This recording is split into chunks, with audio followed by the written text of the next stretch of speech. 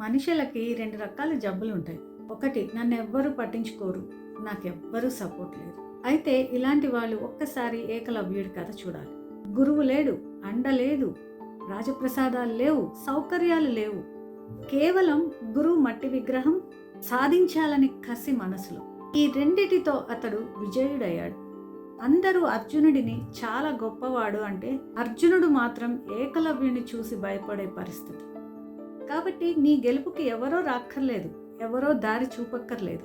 నమ్మకం, కసి, సాధించాలనే తపన ఉంటే చీకటి కూడా దారి చూపిస్తుంది. గుర్తుంచుకో, వనరులన్నీ ఉన్నవాడు సాధించడం గొప్ప కాదు, ఏమీ లేని ఏకలవ్యుడు లాంటివాడు సాధించడమే గొప్ప. అందుకే చరిత్రలో నిలిచిపోయాడు. నీలో ఉన్న ఏకలవ్యుడిని ఇప్పుడే నిద్రలేవు. నువ్వు కూడా నీ అంతటి నువ్వే ఎదగాలని కోరుకుంటే కామెంట్స్లో రైజ్ అని టైప్ చేయి. ఎవరి సాయం లేకుండా నీ గమ్యాన్ని, నీ గోల్ని ఎలా చేరుకోవాలో ఒక రోడ్ మ్యాప్ని ఒక డాక్యుమెంట్ ద్వారా నీకు ఇప్పుడే షేర్ చేస్తాను. ఇప్పుడే నన్ను ఫాలో అవ్వండి.